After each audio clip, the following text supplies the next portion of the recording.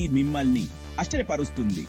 Break కంప్యూటర్లు కూడా మనలాగే ఆలోచించగలవు. కృత్రిమ నాడీ నెట్వర్క్లు మన మెదడుకు అనుకరలా పనిచేస్తాయి. మీ మెదడును ఒక పెద్ద లైట్ల వెబ్లా జిమరించుకోండి. అందులో ప్రతి లైటు ఒక న్యూరాన్. అందులో ఒక లైటు వెలిగినప్పుడు అది పక్కక లైటుకు సంకేతం పంపుతుంది.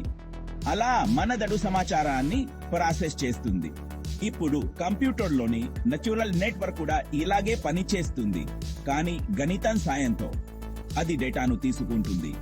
ఉదాహరణకు చిత్రాలు లేదా టెక్స్ట్, మరియు దానిని అర్థం చేసుకోవడానికి న్యూరాన్ల పొరల గుండా పంపుతుంది. దీన్ని ఒక సూపర్ స్మార్ట్ ఫిల్టర్ లా వహించుకోండి. అభ్యాసంతో ఇంకా మెరుగవుతుంది. బాగుంది కదా? కాబట్టి మీరు మీ ఫోన్లో ఫేస్ అన్లాక్ వాడేటప్పుడు ఈ మాయాజాలం చేసిన న్యూరల్ నెట్వర్క్లకు ఖర్చు కొంతలు చెప్పండి.